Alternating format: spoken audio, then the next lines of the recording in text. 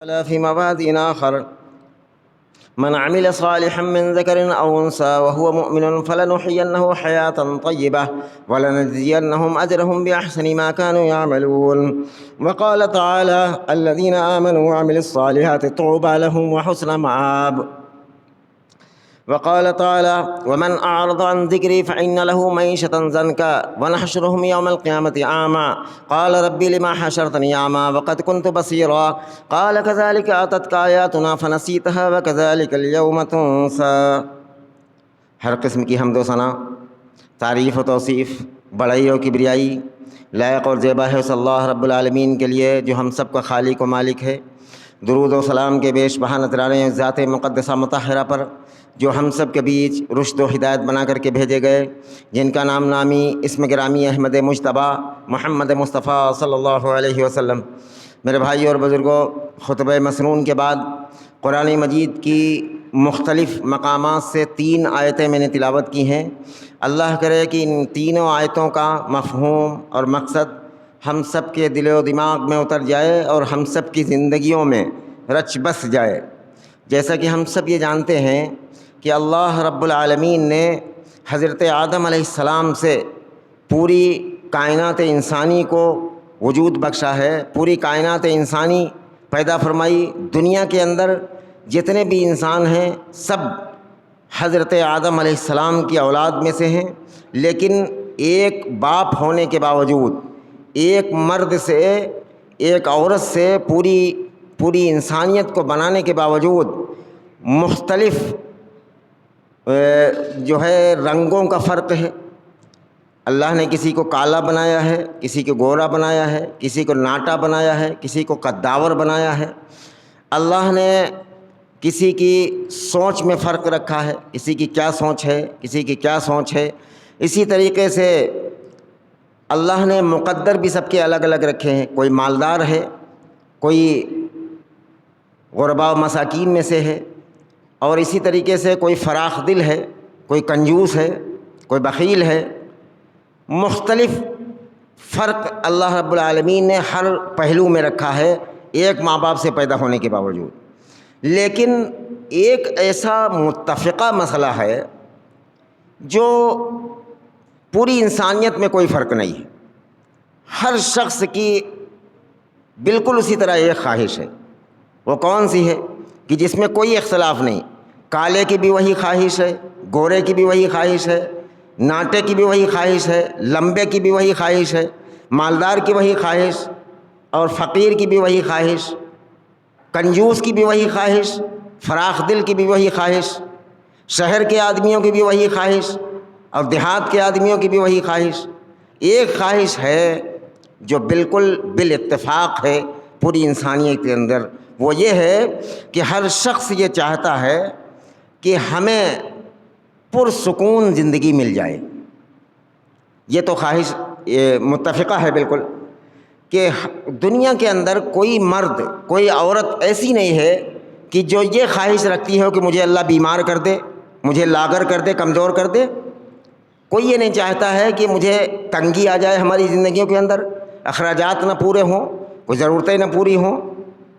ہر مرد عورت کی کالے گورے کے فرق کے باوجود، پڑھے لکھے اور جاہل کے فرق کے باوجود، اور کنجوس اور بخیل ہونے کے فرق کے باوجود، سب کی ایک خواہش ہے کہ اللہ مجھے پرسکون زندگی عطا فرما دے، خوشگوار زندگی عطا فرما دے، زندگیوں کے اندر الجھن نہ ہو، زندگیاں سکون سے کٹے، زندگی کے اندر فراوانی ہو، ہر چیز میں آسانی ہو۔ ہر آدمی کی، ہر مرد عورت کی یہ خواہش متفقہ ہے، اس میں کوئی اختلاف نہیں۔ اس خواہش کے بارے میں، اس تعلق سے میں نے 3 آیتیں تلاوت کی ہیں کہ اس چیز کو حاصل کیسے کیا جا سکتا ہے کہ ہر آدمی، ہر مرد عورت کی زندگیوں کے اندر چین و سکون کیسے آئے، خوشگوار زندگی کیسے آئے۔ اس کے لیے جو نسخے قرآن حکیم کے اندر موجود تھے، میں نے ان کو آج کے خطبے میں چنا ہے، آپ حضرات کے سامنے رکھنے کی کوشش کر رہا ہوں۔ سب سے پہلی آیت جو میں نے تلاوت کی ہے وہ سورہ نحل کی آیت نمبر 97 ہے۔ اس کے اندر اللہ رب العالمین نے فرمایا من عمل صالحا من ذکر او انثى وهو مؤمن فلنحینہ حیاۃ طیبہ، کہ جو شخص من عمل صالحا من ذکر او انثى، جو مرد اور جو عورت ایمان لانے کے بعد نیک اعمال کرے گی، نیک اعمال کرے گا، من عمل صالحا من ذکر او انثى، جو مرد جو عورتیں ایمان لانے کے باوجود، ایمان لانے کے بعد نیک اعمال کریں گے، من ذکر او انثى وهو مؤمن فلنحینہ حیاۃ طیبہ، سب سے پہلا جو ان کا انعام ہوگا وہ یہ ہوگا کہ انہیں دنیا کے اندر اچھی زندگی عطا فرما دی جائے گی۔ آخرت کے بارے میں اللہ رب العالمین نے فرمایا وَلَنَجْزِيَنَّهُمْ أَجْرَهُمْ بِأَحْسَنِ مَا كَانُوا يَعْمَلُونَ، اور ان کے نیک اعمال کا بدلہ دنیا ہی میں صرف نہیں دیا جائے گا کہ اچھی زندگی عطا فرما دی جائے، چین و سکون کی زندگی آ جائے، فَلَنُحْيِيَنَّهُمْ حَيَاةً طَيِّبَةً وَلَنَجْزِيَنَّهُمْ أَجْرَهُمْ بِأَحْسَنِ مَا كَانُوا يَعْمَلُونَ، بہترین بدلہ آخرت میں بھی ہے ان کے نیک اعمال کا، ان کے ایمان کا۔ اب ایک مثال دیتے ہیں آپ حضرات کے سامنے تاکہ بات واضح ہو جائے۔ ایمان کا سب سے پہلے سوال ہے، ایمان ہونا تب نیک اعمال ہونا، ایمان ہونا تب نماز ہونا، ایمان ہونا اس کے بعد روزے ہونا، ایمان ہونا اس کے بعد قربانی، ایمان ہونا اس کے بعد حج ہونا، ایمان ہونا اس کے بعد عمرہ، صدقہ، ساری چیزیں، عمل جو ہے ایمان کے بعد ہے۔ ایمان اور نیک عمل سے زندگی کے اندر چین سکون آتا ہے۔ اب آپ دیکھیے کہ پہلا اسٹیپ جو اعمال صالحہ کا فاؤنڈیشن ہے وہ ہے کلمہ توحید، ایمان کا جو سب سے پہلا حصہ ہے۔ تو اگر وہ شعبہ ایمان کا جس کے اندر صحیح ہوتا ہے، آپ دیکھیے اس کی زندگی کے اندر سکون کتنا ہوتا ہے۔ ایک مومن ہے، اس کا آسرا ہے کہ اللہ کے سوا کوئی نفع نقصان کا مالک نہیں ہے، اللہ کے سوا پریشانیوں میں کسی سے دعا نہیں مانگی جا سکتی، اللہ کے سوا کسی کو مدد کے لیے نہیں پکارا جا سکتا، اور ان کی زندگیاں دیکھ لیجئے آپ اپنی نظریں اٹھا کر۔ ایک مومن کو بیماریاں آتی ہیں، ایسا نہیں ہے، چاہے جتنا ایمان والا ہو، بیمار ہوتا ہے، بخار آتا ہے، بڑی بڑی بیماریاں لگ جاتی ہیں۔ بیمار ہونے کے باوجود بھی، رزق کی تنگی اور کمی ہونے کے باوجود بھی ایک مومن کے اندر چین و سکون ہوتا ہے۔ اسے یہ ایک چیز اس کے دل کے اندر جو ہوتی ہے وہ اطمینان دلاتی رہتی ہے کہ دیکھیے نفع نقصان کا مالک صرف ایک اللہ ہے، در در نہیں جانا ہے۔ بس آپ جو ہے اگر اٹھ کر مسجد تک آئیں اپنے گھر سے اور اپنے رب سے دعا مانگیں کہ اللہ مجھے یہ پریشانی ہے، میری پریشانی کو دور فرما دے۔ مومن کے لیے ایک در ہے، چین و سکون ہے اس کی زندگی کے اندر۔ پریشانیاں آتی ہیں، وہ پریشانیاں جب دیکھتا ہے تو دل کے اندر یہ کرتا ہے کہ اب کی بار میں نماز پڑھنے جاؤں گا، اپنے رب سے مانگوں گا اللہ میری یہ بیماری، اللہ اپنے فضل سے میری اس بیماری کو دور فرما دے۔ سکون ہے، ایک وہ در ہے جہاں سے ملتا ہے بیماروں کو شفا، ایک در ہے جہاں سے تنگی ختم ہو سکتی ہے، ایک در ہے جہاں سے ہماری تمام پریشانیاں ختم ہو سکتی ہیں۔ اور جو لوگ اگربتی لیے ہوئے پورا دن گھومتے رہتے ہیں، اس آستانے پر اس آستانے پر، اس جگہ اپنا ماتھا ٹیکنا، اس جگہ جھکنا، اس جگہ چادر، اس جگہ فلاں، یہ فلاں تعویذ اور گنڈا، فلاں مولوی کا گنڈا، فلاں ان کا تعویذ، فلاں درگاہ کا تعویذ، ان کی زندگی کے اندر چین سکون ہے۔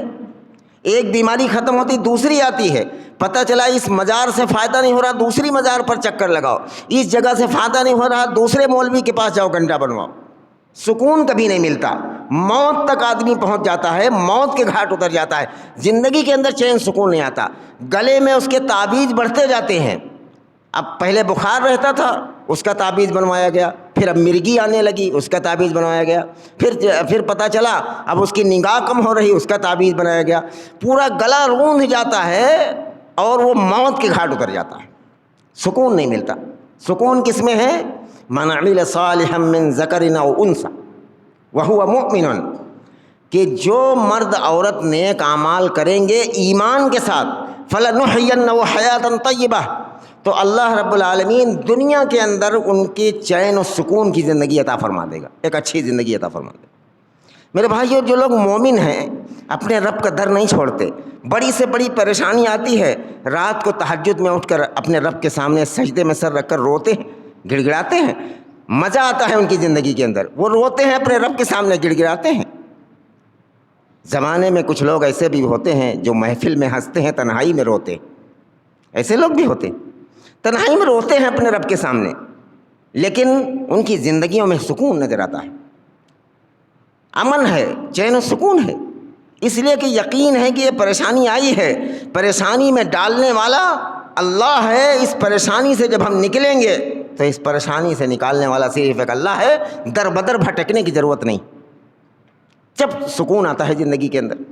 اور اس کا بدلہ یہ ہے کہ وَلَنَجْزِيَنَّهُمْ أَجْرَهُمْ بِأَحْسَنِ مَا كَانُوا يَعْمَلُونَ، اس کا بدلہ جنت ہے، اور آخرت کے اندر بہترین اس کا اجر ملے گا، اللہ رب العالمین عطا فرمائے۔ یہ ہوئی سورہ نحل کی آیت نمبر 97، جس کا میں تبصرہ کر رہا تھا۔ اب آگے بڑھتے ہیں۔ اللہ رب العالمین نے فرمایا کہ سورہ رعد کی آیت نمبر 29 کے اندر فرمایا الذین آمنوا وعملوا الصالحات طوبی لہم وحسن مآب، کہ جو ایمان لائے، جنہوں نے نیک اعمال کیے، تو اللہ رب العالمین ان کے لیے دنیا کے اندر فراوانی فرما دیتا ہے، دنیا کی تنگی سے نکال لیتا ہے۔ اچھا، یقین نہ ہو تو آپ کر کے دیکھیں، کبھی سے نکال لیتا ہے۔ آدمی لاکھ ہزار مخالفت ہونے کے باوجود اس کی روزی کوئی چھین نہیں سکتا، جیسے ہماری روزی کوئی چھین نہیں سکتا، بہت ساری مخالفت کے باوجود اللہ رب العالمین نے فراوانی دے رکھی، روزی ہے، تنگی کو اللہ رب العالمین زندگی سے سب سے پہلے ہٹا دیتا ہے۔ جو ایمان کے ساتھ نیک عمل کرتے ہیں، اور میرے بھائیوں، ہم ایک ایمان والا اگر چاہے کہ ہم کوئی اپنے بزنس میں، اپنے کام میں ایسے لگ جائیں کہ فرض نماز تک چھوٹ جائے، فرض نماز چھوڑ کر آدمی اپنا کام کر رہا ہے، فرض نماز چھوڑ کر اپنے مشغلے میں ہے، اپنے بات چیت میں مشغلہ، اور پھر سکون تلاش کرتا ہے، اسے روزی تو مل جاتی ہے، سکون نہیں ملتا۔ سکون خریدنے کی چیز نہیں ہے، سکون محنت کا نام نہیں ہے، سکون محنت سے بھی نہیں آتا، سکون رات رات کو جاگ کر دکان کھولنے سے، کارخانہ کھولنے سے، کام کرنے سے بھی نہیں آتا، سکون آتا ہے اللہ کے فضل سے، اللہ راضی ہو جائے۔ آج حالات امت کے ایسے ہیں کہ دنیا کے اندر مسلمان صرف اس لیے مارا جا رہا ہے کہ اس کا نام میں احمد جڑا ہوا ہے، اس کے نام میں محمد جڑا ہوا ہے، اس کے نام میں علی جڑا ہوا ہے، اس کے نام میں حسن جڑا ہوا ہے۔ دنیا کے اندر اسے ذلیل و رسوا کیا جا رہا ہے، خاص کر اپنے ملک کے اندر دنیا کے اندر اسے قتل کیا جا رہا، مارا جا رہا کہ اس کے نام سے صرف احمد جڑا ہوا تھا۔ آخرت کے اندر مارا جائے یہ کہہ کر کہ یہ نافرمان تھا، اللہ اس کے رسول کی بات نہیں مانتا تھا۔ خسرت دنیا والآخرت کا عبرتناک منظر مسلمان آج کا بنا ہوا ہے، ملک ہندوستان کا۔ دنیا بھی خسارے میں ہے، آخرت بھی خسارے میں۔ وقت کی حکومت نے ایسی سازشیں کی ہیں کہ اتنے بڑے بڑے لوگ جن کے ایک فون پر لوگ کانپ جاتے تھے، آج ان کو بات بات میں قتل کر دیا جاتا ہے۔ حالات کیوں ہیں ایسے؟ زندگی کا مقصد نہیں سمجھا گیا۔ زندگی کا مقصد سمجھنا ضروری ہے کہ ایک کافر کی زندگی کا مقصد یہ ہوتا ہے کہ پیدا میں اس لیے کیا گیا ہوں، کمانا، کھانا، مر جانا۔ اگر مسلمان کا بھی یہی مقصد بن جائے تو کافر و مومن میں فرق نہیں باقی رہے گا۔ مومن کا یہ مطلب نہیں ہونا چاہیے کہ ہم اس لیے پیدا کیے گئے ہیں کہ زیادہ سے زیادہ اپنی روزی کے لیے بھاگ دوڑ کریں، راتوں دن محنت کر کے گاڑی خرید لیں، مکان بنا لیں، بس یہی میری زندگی کا مقصد ہے، ہم کامیاب ہوں۔ تو پھر کافر و مومن میں کوئی فرق نہیں۔ مومن کا مطلب یہ ہے کہ وہ یہ ہر وقت خیال رکھتا ہے کہ اللہ راضی کیسے ہو جائے، رسول اللہ صلی اللہ علیہ وسلم کے فرما بردار ہم کیسے بن جائیں۔ کل قیامت کے دن رسول اللہ صلی اللہ علیہ وسلم کا جب آمنا سامنا کرایا جائے گا، شرمندگی ہوگی کہ نہیں؟ ایک آدمی اپنے آپ کو مومن کہتے ہوئے داڑھی چھلا کر پھینکتا ہے، جب رسول اللہ صلی اللہ علیہ وسلم کے سامنے پہنچے گا کتنی شرمندگی ہوگی کہ تم نے زندگی بھر میرا کلمہ پڑھا اور زندگی بھر تم نے میری سنت کا انکار کیا، منکر رہے سنت کی۔ داڑھی بنانا سنت کا انکار کرنا ہے، زندگی بھر رسول اللہ صلی اللہ علیہ وسلم کی بغاوت کرتا رہا ایک مسلمان. داڑھی بنانا بغاوت ہے محمد رسول اللہ صلی اللہ علیہ وسلم.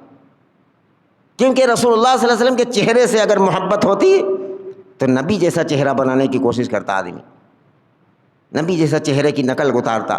تو میرے بھائیوں, اصل چیز یہ ہے کہ اللہ جب ناراض ہو جائے, بڑے بڑوں کو چیخ و پکار نہیں سنی جا رہی, بڑے بڑے ترم خاں ان کے نام سے لفظ مسلمان جڑا ہوا ہے, ہزاروں دشمن ہیں ان کے. اور آج کی صورتحال یہ ہے کہ ان لوگوں کے ہاتھوں مارے جا رہے ہیں جو کنکروں اور پتھروں کی پوجا کرتے ہوں, ان کے ہاتھوں لا الہ الا اللہ کہنے والا قتل کر دیا جاتا ہے.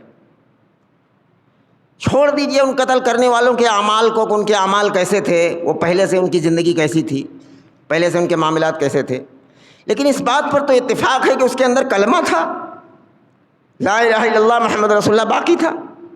اگر کوئی شخص ایسا ہے, میں کبھی مثال دیا کرتا ہوں میرے بھائیوں, کہ اگر ایک آدمی راستے سے آ رہا ہے اور ایک کاغذ پر لا الہ الا اللہ محمد رسول اللہ لکھا ہوا ہے, اور وہ کاغذ کا ٹکڑا نالی میں گر جائے, اور ایک پڑھا لکھا مسلمان نکل رہا ہے, اگر وہ دیکھے کہ اس کاغذ کے ٹکڑے پر میرے اللہ کی وحدانیت لکھی ہے, میرے نبی کی رسالت لکھی ہے, لا الہ الا اللہ محمد رسول اللہ لکھا ہے, اور کوئی شخص اسے دیکھ کر نکل جائے, ایمان نکل جائے گا اللہ کی قسم اس کے اندر سے. ایک مومن کا کام یہ ہے کہ اس کو نالی سے نکالے گا, صاف ستھرا کرے گا, اور آنکھوں سے لگائے گا, اور لوگوں کو برا بھلا کہے گا کہ کس کی غلطی کی وجہ سے یہ کلمے کا پر لکھا ہوا کاغذ نالی میں چلا گیا. میرے بھائیوں, آج تمام ایسے ہمارے بھائی ہیں, مسلمان ہیں, ان کے اندر کلمہ, ہم کلمے کا احترام کرتے ہیں, اگرچہ ان کی زندگیاں کتنی خراب ہوں, ان کا مرڈر کر دیا جاتا ہے, قتل کر دیا جاتا ہے, وہ اللہ اندر سے دل دکھتا ہے. یہ کیوں ہو رہا ہے؟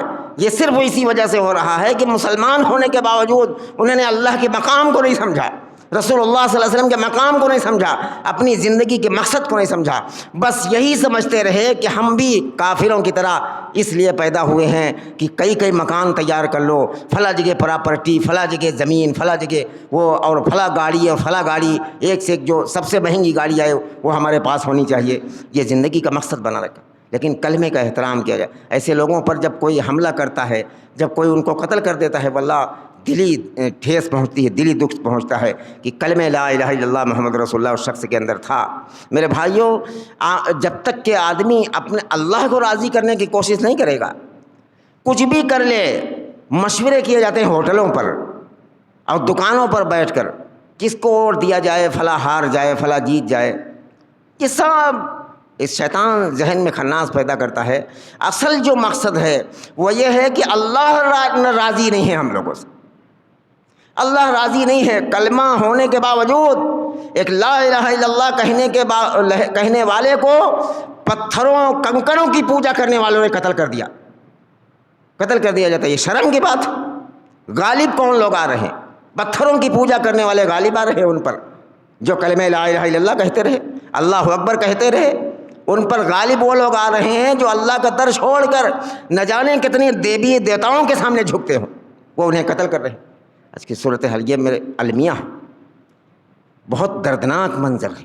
آج کے دور میں اس امت کو رسول اللہ صلی اللہ علیہ وسلم کے طریقے پر لا کر کھڑے کر دینا, یہ بہت بڑی ذمہ داری ہے, ہر پڑھے لکھے کی ذمہ داری کہ وہ لا کر کھڑا کرے. میرے بھائیوں, جو تیسرے نمبر کی آیت میں نے تلاوت کی تھی, اللہ رب العالمین نے فرمایا سورہ طٰہٰ کی آیت نمبر 142 و 43, ومن اعرض عن ذکری فإن له معیشۃ ضنکا, کہ جو شخص ہمارے ذکر سے روگردانی کرے گا, ہمارے ذکر سے منہ موڑے گا, ہم اسے دنیا کے اندر تنگی عطا فرما دیں گے. کبھی ایک فون پر بھگدڑ مچ جایا کرتی تھی جس کے, اور ایک دور وہ آتا ہے کہ وہ جیل خانے کے اندر رکھ دیا جاتا ہے 10 سال کے لیے. زندگی تنگ کر دی گئی. ومن اعرض عن ذکری فإن له معیشۃ ضنکا. جب کوئی وعدہ کرتا تھا انشاءاللہ نہیں کہتا تھا, جب کوئی چیز بھلی دیکھتا تھا ماشاء اللہ نہیں کہتا تھا, چھینک آتی تھی بات کرتے وقت الحمدللہ کہنا بھی بھول جاتا تھا. پڑوس میں کسی کے چھینک آتی تھی یرحمک اللہ کہنا بھی بھول جاتا تھا. لیٹرین میں ٹوائلٹ میں جاتا تھا دعا پڑھنا بھی بھول جاتا تھا. کتنی چھوٹی چیزیں ہیں یہ. اللہ کے ذکر سے منہ موڑنا, اللہم اعوذ بک من الخبث والخبائث, 2 لفظوں کی دعا ہے. آدمی بیت الخلاء میں لیٹرین میں جانے لگے, یہ 2 لفظوں کی دعا. باہر نکلے, جب باہر نکل آئے تو غفرانک, صرف ایک جملہ صحیح حدیث سے جو ثابت ہے. بقیہ جو الفاظ چھوٹی چھوٹی کتابوں میں ہوتے ہیں وہ ضعیف ہیں, صحیح نہیں. غفرانک. تو دوسری چیز یہ ہے کہ کم از کم آدمی اتنا وقت تو نکالے کہ صبح و شام کے جو اذکار اللہ کے حبیب صلی اللہ علیہ وسلم نے سکھائے کم سے کم ان کو یاد کرے. آج کا نوجوان کیا ہوا ہے اسے کہ ایک تو رات میں دیر تک گھومنا, ادھر ادھر کی گپیں اور بے ضرورت. فلیقل خیرا او لیصمت. اما عائشہ رضی اللہ عنہ فرماتی ہیں کہ صحیح بخاری کی روایت ہے کہ رسول اللہ صلی اللہ علیہ وسلم نے فرمایا کہ فلیقل خیرا او لیصمت, بولو تو بھلی بات بولو ورنہ چپ رہو. خاموشی بہتر ہے اگر بھلی بات بول نہ سکو. کتنی بک بک کی جاتی ہے جس سے لوگوں کی نیندوں میں خلل آتا. آج کے نوجوان راستوں میں 10 11 بجے گھوم رہا, زور زور سے باتیں کر رہا ہے, پڑوس میں کوئی سو رہا, اس کی نیند میں خلل پڑ رہا. ایسے حالات آ گئے میرے بھائیوں. جب بستر پر جاتا ہے تو نہ جانے کتنی گندی چیزیں موبائلوں پر دیکھ کر وہ سوتا. پھر پتہ چلتا یہ بیماری بن گئی ہے, شوگر ہو گیا ہے, فلاں ہو گیا. رسول اللہ صلی اللہ علیہ وسلم نے جو طریقہ سکھایا کہ کم از کم آدمی سونے کے ٹائم تسبیح فاطمہ پڑھے. تسبیح فاطمہ جو رسول اللہ صلی اللہ علیہ وسلم نے اپنی بیٹی فاطمہ کو سکھایا تھا. 33 بار سبحان اللہ, 33 بار الحمدللہ, 34 بار اللہ اکبر. یہ پڑھ کر سوئے, اس سے ہڈیوں کے جوڑ کی درد ٹھیک ہوتا. کاش کہ اللہ یقین کی توفیق عطا فرما دے. یقین تو ہو ہمیں, کبھی کر کے تو دیکھیں. سونے سے پہلے یہ ساری چیزیں ہٹا کر کم سے کم 33 مرتبہ سبحان اللہ, 33 مرتبہ الحمدللہ, 34 مرتبہ اللہ اکبر, یا 33 مرتبہ بعض روایتوں کے اندر ہے اللہ اکبر بھی 33 مرتبہ. تو یہ, اور مسجد میں آدمی آتا ہے تو سمجھتا ہے کہ کتنی جلدی مسجد کے باہر نکل جائے. مغرب کے بعد, عشاء کے بعد, جب بھی آدمی کو ٹائم نکلے کم سے کم کچھ دیر بیٹھ کر اللہ کا ذکر کرے. مسجد میں بیٹھ کر, مسجد میں کسی وجہ سے جلدی نکل گیا ہے تو گھر پر بیٹھ کر اللہ کا ذکر کرے. سبحان اللہ الحمدللہ, سبحان اللہ بحمدہ, سبحان اللہ العظیم.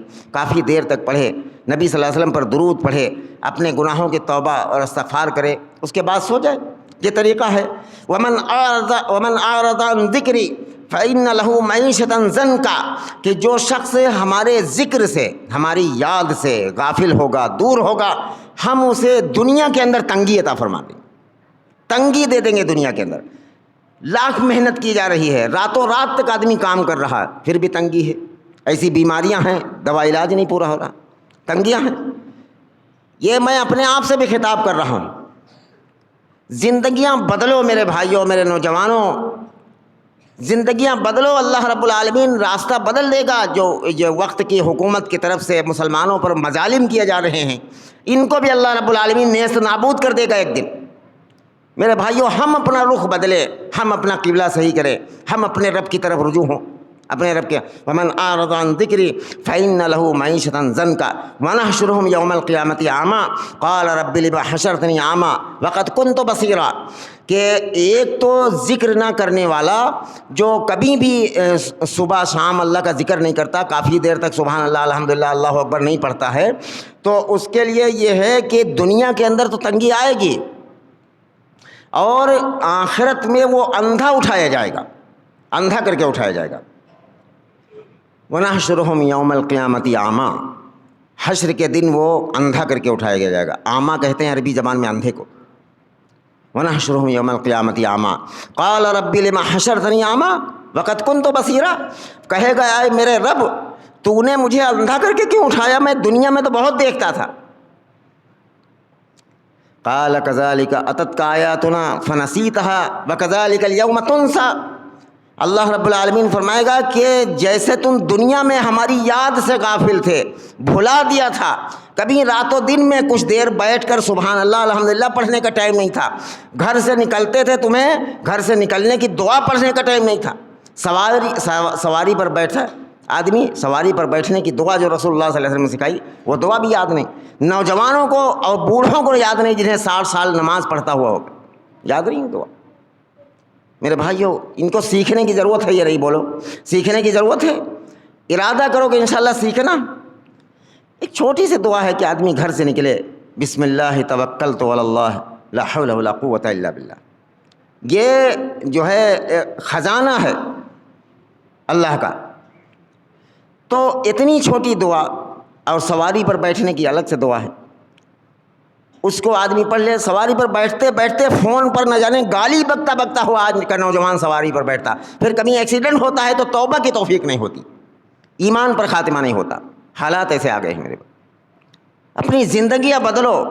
یہ جمعے کے دن کا جو خطبہ ہوتا ہے اس کا یہی مقصد ہوتا ہے کہ انسان کے اندر کی آئی ہوئی خرابیاں اس کو بیان کیا جائے۔ کہنے والا بھی محتاج ہے، سننے والے بھی محتاج ہیں۔ اللہ ہم سب کو اس پر عمل کی توفیق دے، ہم اللہ کا ذکر کرنے والے بن جائیں۔ قال رب لما حشرتنی اعما وقد كنت بصیرا قال كذلك اتتك آیاتها فنسیتها وكذلك اليوم تنسى۔ اللہ رب العالمین فرمائیں گے کہ جیسے تم دنیا کے اندر تم نے مجھے بھلا دیا تھا، اس لیے میں نے تمہیں حشر کے اندر میں نے تمہیں بھلا دیا۔ یہ سورہ طٰہٰ کی آیت نمبر 142 اور 43 ہے جس کا میں تبصرہ کر رہا ہوں۔ اللہ رب العالمین سے یہ دعا مانگے اور کوشش کرے کہ کم از کم اگر مغرب کی نماز کے بعد ٹائم نہیں ہے تو عشاء کی نماز کے بعد مسجد میں کچھ دیر بیٹھ جائیں، اللہ کا ذکر کرے، توبہ اور استغفار کرے، ترنت مسجد سے نکل کر بھاگے نہ۔ اور اگر مسجد سے نکل گئے تو گھر پر بستر پر بیٹھ کر جو اذکار رسول اللہ صلی اللہ علیہ وسلم نے سکھائے ہیں کہ سونے سے پہلے یہ اذکار کرو۔ آدمی ہر طرح کی بیماریوں کا شکایت کرتا ہے کہ میں بیماری، رسول اللہ صلی اللہ علیہ وسلم فرماتے ہیں کہ اماں عائشہ رضی اللہ عنہا کا بیان ہے کہ رسول اللہ صلی اللہ علیہ وسلم ہمیشہ سونے سے پہلے قل اعوذ برب الفلق اور قل اعوذ برب الناس، یہ دونوں صورتیں، اور ایک روایت میں ہے کہ سورہ اخلاص بھی، یعنی قل هو اللہ، ان تینوں صورتوں کو پڑھ کر رسول اللہ صلی اللہ علیہ وسلم اپنے ہاتھ پر ایسا پھونکتے تھے کہ تھونک نکل آتا تھا، تھک تھکا کر، اور سر سے لے کر اپنے پورے بدن پر پھیرتے تھے۔ تو اماں عائشہ رضی اللہ عنہا نے وجہ پوچھا تو رسول اللہ صلی اللہ علیہ وسلم نے بتایا کہ اس سے تمام بیماریاں انسان کے جسم کی دور ہوتی ہیں۔ میرے بھائیوں جو بیماریوں سے پریشان ہیں یا اللہ کی یاد میں لگے، کم سے کم اس کی کوشش کریں، نیت کریں، ایک بار کر دیکھیں، کم سے کم 1 مہینہ کر کے دیکھیں اسے۔ آدمی 10 سال ہوئے علاج کرتے ہوئے، کم سے کم 1 مہینہ اسے کر کے دیکھے۔ ان تینوں صورتوں کو پڑھ کر رسول اللہ صلی اللہ علیہ وسلم ایک مرتبہ تھکاتے تھے اپنے ہاتھ پر اور پورے بدن پر پھیرتے تھے، پھر ایک مرتبہ ان تینوں صورتوں کو پڑھتے تھے، پھر اپنے پورے بدن پر ملتے تھے، پھر ایک مرتبہ اپنے ہاتھوں پر تھکا کر تینوں صورتوں کو پڑھ کر اپنے ہاتھوں پر ملتے تھے۔ 3 بار ایسا کرتے تھے۔ اور رسول اللہ صلی اللہ علیہ وسلم کو اللہ کے ذکر سے غافل نہیں تھے، بلکہ امت کی آسانی کے لیے رسول اللہ صلی اللہ علیہ وسلم نے یہ بتایا کہ میری امت کوئی ایسی بیماری میں، ایسے کوئی مرض میں مبتلا نہ ہو جائے، تو رسول اللہ صلی اللہ علیہ وسلم نے اپنی امت کو یہ تحفہ دیا ہے کہ تم سونے سے پہلے یہ کرو، سونے سے پہلے موبائل پر گندی گندی چیزیں دیکھنے اور سننے سے میرے نوجوانوں اور میرے دوستوں بچو ان چیزوں سے، اور کم از کم رسول اللہ صلی اللہ علیہ وسلم کے بتائے ہوئے ان اعمال پر کھڑے ہو۔ پھر دیکھو ہماری زندگیاں بدلتی ہیں کہ نہیں بدلتی ہیں، اللہ کے فیصلے آسمان سے بدلتے ہیں کہ نہیں بدلتے ہیں۔ دنیا کے اندر مسلمان ہونے کے وجہ سے آدمی مارا جا رہا ہے، اور قیامت کے اندر مارا جائے کہ اس نے نافرمانی کی۔ دنیا کے اندر نام ہے محمد احمد لگا ہے اس کی وجہ سے مارا جا رہا ہے، اور آخرت میں مارا جائے نافرمان کہہ کر۔